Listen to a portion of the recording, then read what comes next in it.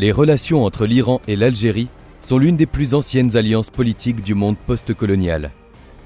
Nées au lendemain de l'indépendance algérienne, elles se sont consolidées autour de valeurs communes comme l'anticolonialisme, le soutien au peuple opprimé et la défense des ressources énergétiques stratégiques. Cependant, derrière cette entente historique se cachent des intérêts géopolitiques complexes et parfois contradictoires. Mais pourquoi? Eh bien, c'est ce qu'on vous propose de découvrir dans cette vidéo. C'est parti! Les relations entre l'Iran et l'Algérie remontent aux années 70, lorsque l'Algérie a obtenu son indépendance de la France. À cette époque, l'Iran, sous le régime du Shah, a entretenu des liens diplomatiques avec le gouvernement algérien nouvellement indépendant. Cependant, la véritable dynamique entre les deux pays a commencé à se forger après la révolution iranienne de 1979, qui a renversé le régime du Shah et instauré une république islamique sous la direction de l'ayatollah Khomeini. La révolution iranienne a eu un profond impact sur la politique régionale, et l'Algérie, qui avait une expérience de la lutte contre l'impérialisme colonial français, a trouvé des affinités idéologiques avec l'Iran révolutionnaire. Les deux pays ont partagé une position anticolonialiste et un soutien à la lutte des peuples du tiers-monde contre l'impérialisme occidental. Ces valeurs communes ont posé les bases d'une coopération plus poussée au fil des années. La politique étrangère de l'Iran et de l'Algérie a souvent convergé sur plusieurs questions géopolitiques. L'une des principales raisons de cette coopération a été leur position commune sur la question palestinienne. L'Iran et l'Algérie ont toujours soutenu les droits du peuple palestinien et se sont opposés à l'occupation israélienne des territoires palestiniens. L'Algérie, en particulier, a joué un rôle clé dans la diplomatie internationale sur la question palestinienne, en tant que membre influent du mouvement des non-alignés et de l'Organisation de la coopération islamique. L'Iran, de son côté, a toujours soutenu les groupes palestiniens, notamment le Hamas et le djihad islamique, dans leur lutte contre Israël. Ces positions communes sur la Palestine ont servi de point d'ancrage à une relation solide entre Téhéran et Alger, même lorsque d'autres pays arabes se sont rapprochés de l'Occident. L'Iran et l'Algérie ont également renforcé leur coopération dans le domaine énergétique. L'Algérie, en tant que l'un des principaux producteurs de gaz naturel en Afrique, et l'Iran, un acteur majeur dans le secteur pétrolier, ont des intérêts communs dans la gestion des ressources énergétiques. En particulier, les deux pays ont cherché à développer des partenariats dans le secteur du gaz et du pétrole, afin de maximiser leur influence dans les marchés mondiaux de l'énergie. Il ne faut pas oublier que début 2025, l'Algérie a surpassé la Russie en devenant le deuxième plus grand exportateur de gaz naturel par gazoduc vers l'Europe, juste derrière la Norvège. Avec une exportation quotidienne de 92,6 millions de mètres cubes, l'Algérie a consolidé sa position grâce à des infrastructures performantes comme le Transmed vers l'Italie via la Tunisie et le Medgaz vers l'Espagne.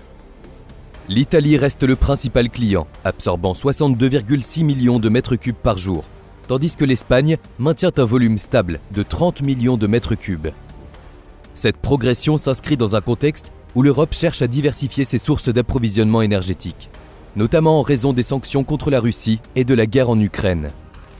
La Russie, autrefois leader, a vu ses exportations chuter à 52,5 millions de mètres cubes par jour, laissant davantage de place à des fournisseurs comme l'Algérie. La coopération énergétique entre les deux pays a été facilitée par l'Organisation des pays exportateurs de pétrole, alias l'OPEP, dans laquelle l'Algérie et l'Iran sont membres. Pour rappel, l'OPEP est une organisation intergouvernementale fondée en 1960 lors de la conférence de Bagdad. Son objectif principal est de coordonner et de réguler la production de pétrole de ces pays membres afin de stabiliser les prix sur le marché mondial. Son siège est situé à Vienne, en Autriche. L'OPEP regroupe plusieurs pays producteurs de pétrole, dont l'Arabie Saoudite, l'Irak, l'Iran, le Koweït et le Venezuela, qui furent les membres fondateurs. Au fil des années, d'autres nations, comme l'Algérie, le Nigeria, la Libye et les Émirats arabes unis ont rejoint l'organisation.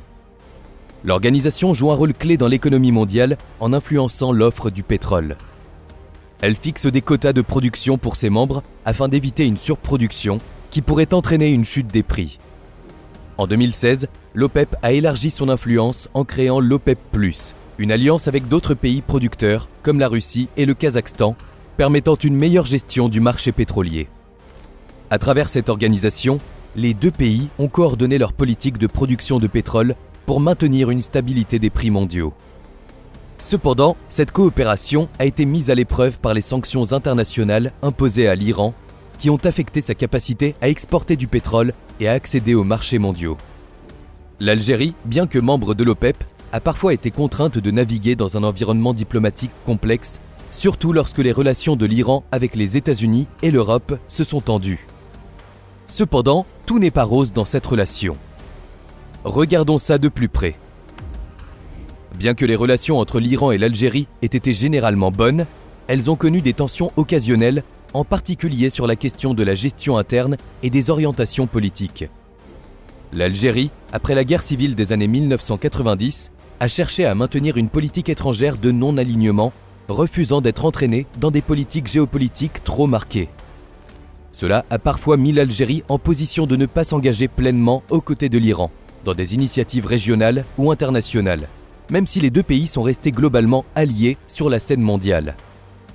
De plus, l'Algérie a historiquement essayé de préserver son indépendance par rapport à l'influence iranienne dans le monde arabe et musulman. L'Iran, sous le régime des Mollahs, a cherché à étendre son influence en soutenant des groupes chiites dans la région, notamment en Syrie, au Liban et en Irak. L'Algérie, majoritairement sunnite, a parfois été prudente vis-à-vis de la montée en puissance de l'Iran et de ses tentatives d'influence au sein du monde arabe, préférant conserver une approche plus équilibrée et éviter de s'engager trop profondément dans des rivalités sectaires. Il ne faut pas non plus oublier que l'Iran doit faire face à des sanctions internationales, ce qui influence sa relation avec Alger. Les sanctions internationales contre l'Iran sont principalement imposées par les États-Unis, l'Union européenne et l'ONU, et elles visent à limiter les capacités économiques, militaires et nucléaires du pays. Ces mesures incluent des embargos sur les armes, des restrictions financières et des interdictions commerciales. Dans ce contexte, l'Algérie a pris position en faveur d'une approche diplomatique pour résoudre le conflit nucléaire iranien, appelant au dialogue entre l'Iran et les grandes puissances mondiales. Alger a également soutenu la levée des sanctions contre Téhéran, estimant que cela favoriserait la stabilité et l'intégration de l'Iran dans le système international. D'autre part, dans un contexte où les tensions avec l'Occident se sont accrues, notamment après la guerre en Syrie, l'Algérie a veillé à maintenir une neutralité prudente.